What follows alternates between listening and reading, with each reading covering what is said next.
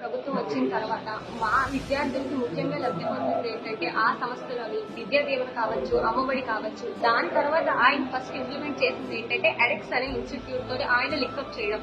మాకు jobs facilities అనేవి చాలా పెరగడం, అదే ఇంటర్న్షిప్ లోనే ఆ కోర్స్ అనేది జాయిన్ చేయడం వల్ల దాదాపు 2000 కోర్సులు మేము ఉచితంగా నేర్చుకోగలుగుతున్నాం. అదే కోర్సు మేము బయట నేర్చుకోవాలంటే ఒక కోర్సుకి 2000, 3000 తీసుకుంటున్నారు.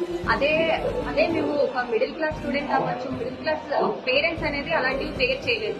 అలాంటిది ఇప్పుడు మేము డిగ్రీ అయిపోయిన తర్వాత ఏ కోర్స్ నుంచి ఎక్కడికి వెళ్ళాలి, ఏ కెరియర్ ఆపర్చునిటీ అనేది ఎంచుకోవాలి అనేది ఈ ఎడెక్స్ సంస్థ ద్వారా ఏ కోర్స్ నేర్చుకుంటే తర్వాత ఏ దాంట్లోకి ఏ కెరియర్ ఆపర్చునిటీస్ లోకి వెళ్ళగలం. మాకు సంబంధించిన వరకు మా ఫ్యూచర్ గైడెన్స్ అనేది మేమే తీసుకోగలుగుతున్నాం. మా టీచర్స్ కావచ్చు, మా పేరెంట్స్ కావచ్చు, ఎవరైనా మాకు ప్రోత్సాహపరిచి ఈ ఇన్స్టిట్యూట్ లోకి వెళ్తే మేము తర్వాత ఏం చేయగలం, మాకు సొంతంగా మేము కాళ్ళ మీద నిలబడగలిగేలాగా ఈ జగన్మోహన్ రెడ్డి గారు వచ్చిన ప్రభుత్వంలో మేము చేయగలుగుతున్నాం. ఆయన వచ్చిన తర్వాత మాకు ప్లేస్మెంట్స్ అనేది కావచ్చు.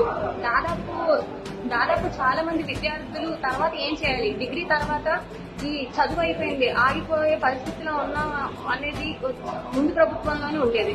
ఎందుకంటే సరైన ప్లేస్మెంట్స్ లేక, సరైన కెరీర్ ఆపర్చునిటీస్ లేక స్టూడెంట్స్ అనేది డబ్బులు కడితే గానీ దేంట్లోని జాయిన్ అవ్వలేని పరిస్థితిలో ఉండేది. అలాంటిది ఈయన ప్రభుత్వంలోని ఆయన వచ్చిన తర్వాత మేము తర్వాత నెక్స్ట్ మా సొంతంగా మేము కాళ్ళ మీద నిలబడగలిగేలాగా మా అమ్మ నాన్నకి, మా పేరెంట్స్ కి, తర్వాత నా తర్వాత ఉన్న మా తమ్ముడికి కానీ చెల్లెలికి కావచ్చు, మేము వారికి ప్రోత్సాహపరిచి ఇలా చదువుకుంటే ఇలా మంచిది, ఈ ప్రభుత్వంలో మనకి ఇలాంటి ఆపర్చునిటీస్ అనేవి ఉన్నాయని మేము సొంతంగా చెప్పుకోగలుగుతున్నాం. మా అమ్మ నాన్నకు కూడా మేము ఎంతో కొంత భరోసా ఇచ్చి మేము మా కాళ్ళ మీద నిలబడతాము. మీరు ఎలాంటి పరిస్థితిలోని మమ్మల్ని ఆపక్కర్లేదు, మీరు భయపడి మీరు వెనకడుగు వేయక్కర్లేదు అని చెప్పుకోగలుగుతున్నాం.